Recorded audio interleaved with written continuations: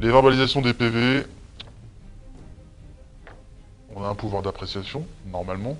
Donc, quand je suis entré dans la boîte, hein, on pouvait mettre sur le bas-côté un automobiliste, décider si on verbalisait ou pas. Au jour d'aujourd'hui, oui, on a toujours ce pouvoir d'appréciation, ça existe toujours, effectivement. Enfin, ça existe. Euh, Ça existe dans les textes.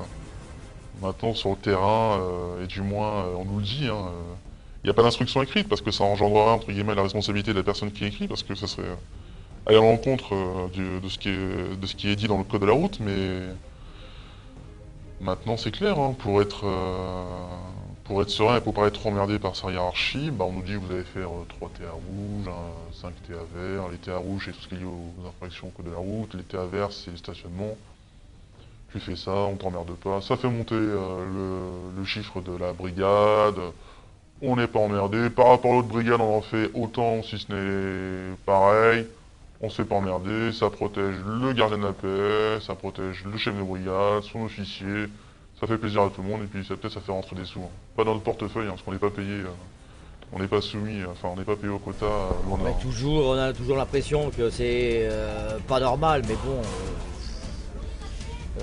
Surtout pour un excès de vitesse, quand c'est pour 1 km/h, là on est en colère parce qu'on trouve que c'est vraiment inadmissible. Il faut faire plus de mise à disposition. Alors on s'en fout que la personne a fait 2 fois rien. Une petite barre, par exemple sur le problème des stupéfiants, sur le problème du shit, de la résine de cannabis. Auparavant, une petite personne qui avait une crotte de nez, c'était pas obligatoirement d'interpellation qui était suivie, hein, surtout dans les quartiers parisiens ou dans le 93 où il y a énormément de problèmes qui circulent en possession de petites barrettes, mini-barrettes, hein, qui font même pas 50, 1 gramme ou encore. Il faut faire du chiffre, du chiffre, du chiffre, interpeller, interpeller, interpeller. Mais auparavant, on interpellait une personne qui faisait vraiment quelque chose, le fonctionnaire de police travaillait bien et convenablement, et aujourd'hui, on arrive à une situation où il faut ramener tout et n'importe quoi. Faut balayer la rue, quoi, voilà.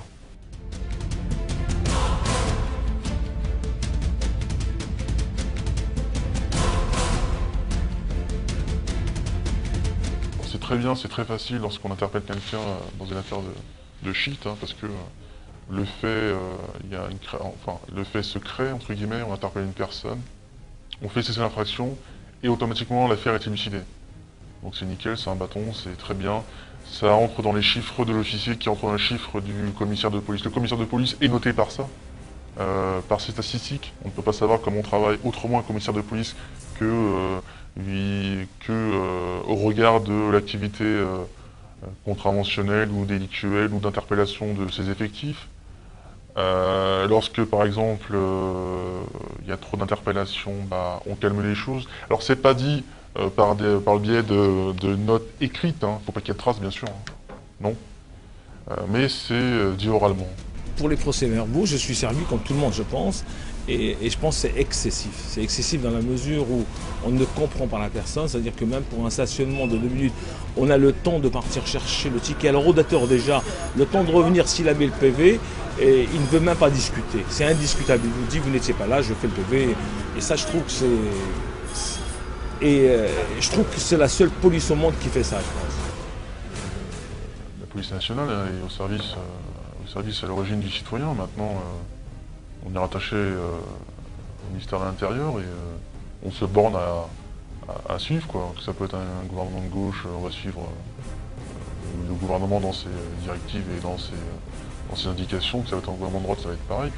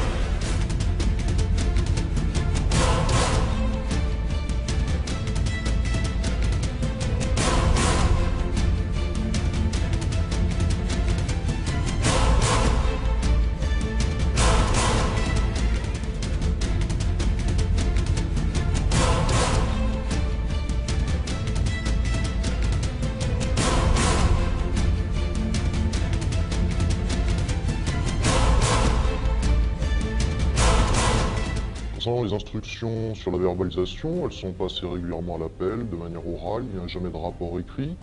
Le chef de brigade qui ne ramènera pas assez de PV se fera sanctionner ou se fera déplacer. C'est vrai, c'est pas une légende, ça existe. Dans la mesure où on impose un quota de PV, que ce soit du TA rouge ou du TA vert à un fonctionnaire de police, son appréciation, il peut se la mettre de côté. Il faut absolument qu'il ramène un certain nombre de chiffres, donc il verbalise tout ce qui bouge. Bien sûr que les officiers de police judiciaire reçoivent des instructions pour mettre le maximum de personnes en garde à vue, c'est depuis Michel et Omari, puisque la garde à vue sert d'outil statistique pour savoir comment les policiers luttent contre la délinquance. Alors, les statistiques qui sont présentées aux médias sont ridicules, elles ne représentent rien du tout. Ça me rappelle notre ministre, M. Hortefeux, qui passait dans le 20h suite à l'affaire de la BAC de Grenoble, et qui expliquait que la police était active parce qu'elle avait visité en Seine-Saint-Denis 17 500 halls d'immeubles. Ça veut dire quoi visiter 17 500 halls d'immeubles? C'est-à-dire deux fonctionnaires de police regardent à l'intérieur du hall d'immeuble s'il n'y a pas trop de jeunes ou s'il n'y en a pas, et disent ça y est, hop, j'ai visité un hall d'immeuble. En l'occurrence, on n'a absolument pas lutté contre la délinquance avec ça. Alors, réquisition du parquet sur les contrôles d'identité, en fait, c'est assez simple. C'est l'administration de police qui demande d'avoir cette réquisition. On monte ce qu'on appelle une OP, une opération. On met un officier à la tête de cette opération. On prend 2-3 véhicules de police. Et le but du jeu, c'est de faire du chiffre. Donc, avec ces réquisitions, qu'est-ce qu'il y a de plus simple à faire sur Paris pour faire du chiffre? C'est du sans-papier. Donc on va dans les quartiers où on sait qu'il y a du sans-papier, on contrôle ce qu'on suppose être un sans-papier, s'il est sans-papier, on embarque et à la fin, on fait un TG, on dit super, 2 interpellations.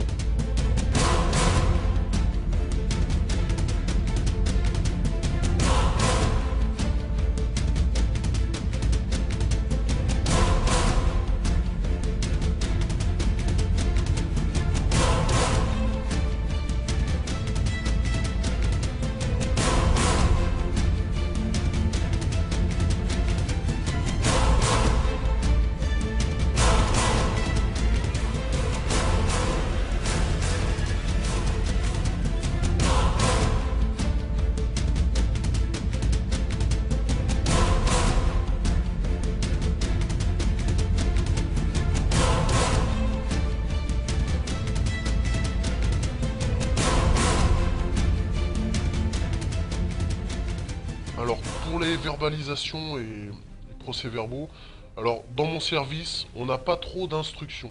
Mais je sais que dans un autre service du département, il y a un commissaire qui est arrivé et qui a vraiment mis la pression sur tout le monde. Et j'ai beaucoup de collègues qui, dans ce service-là, par exemple, ont fait des belles affaires. Ils sont rentrés au service et leur officier leur a dit oui, mais vous n'aurez pas de lettre de félicitations pour cette affaire.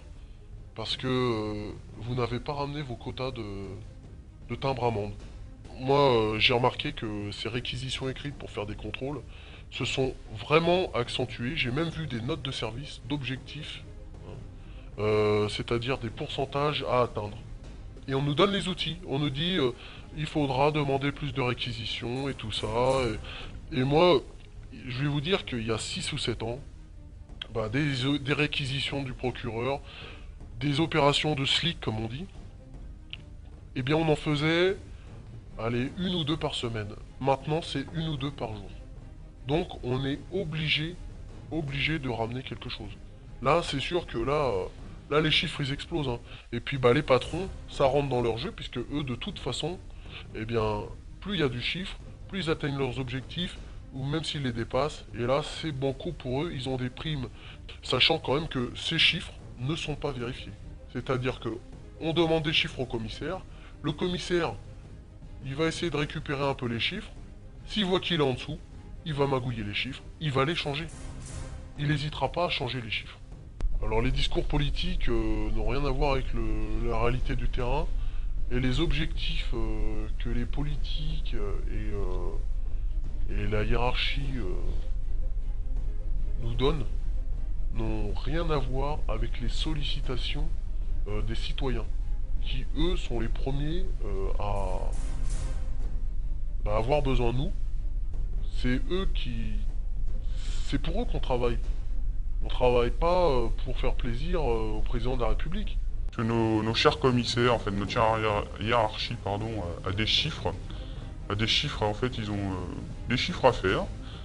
Donc ils nous donnent pour instruction de faire tant de PV rouge, tant de PV vert, il faut qu'on interpelle tant de personnes pour cannabis, tant de personnes en situation irrégulière et autres délits. Donc tout ça, ils mettent ça dans leur petite case et à la fin du mois, enfin, à la fin de l'année, ça leur apporte une petite prime, 40 000 euros, hein, pour ceux qui ont de la chance, qui ont réussi à motiver leurs troupes. Et oui, 40 000 euros, hein, je crois que ça fait plus qu'un salaire de gardien de la paix, ça fait rêver. Moi, je touche 1800 euros. Et ouais, 1800 euros. Je me fais casser la gueule pour 1800 euros. Alors, les discours politiques, je pense que ces gens-là doivent pas savoir, doivent pas voir la réalité du terrain. Il faudrait qu'ils changent de conseiller, notre ami ministre de l'Intérieur. Parce que quand j'entends ce qu'il dit, ça me fait bondir. Donc, voilà, je vais pas rentrer dans les détails, hein, mais ils sont à milieu de la réalité. Nous, on est là, d'ailleurs, moi, je suis pas une police politique, hein, je suis pas là pour défendre les hommes politiques, surtout pas. Je suis là pour défendre les libertés de mes concitoyens.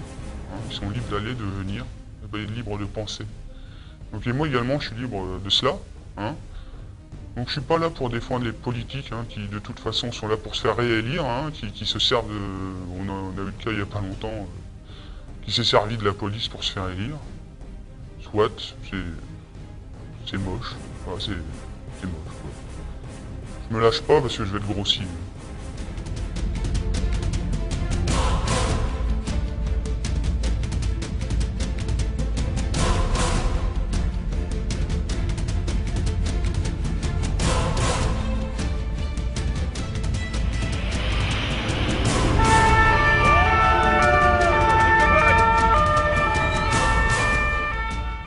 Le projet FPC, personnellement et professionnellement parlant, moi je trouve que c'est une excellente initiative, à juste titre, pour 3 raisons.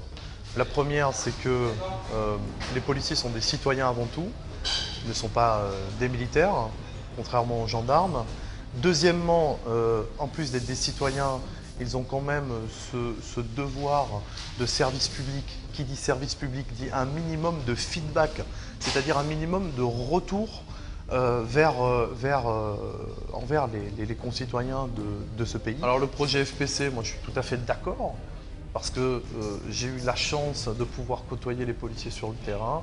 Et pour moi, FPC, c'est un projet en avant et c'est très bon pour la démocratie, c'est très bon pour les policiers, c'est bon pour les politiques et c'est bon pour les citoyens. Donc on brise le silence.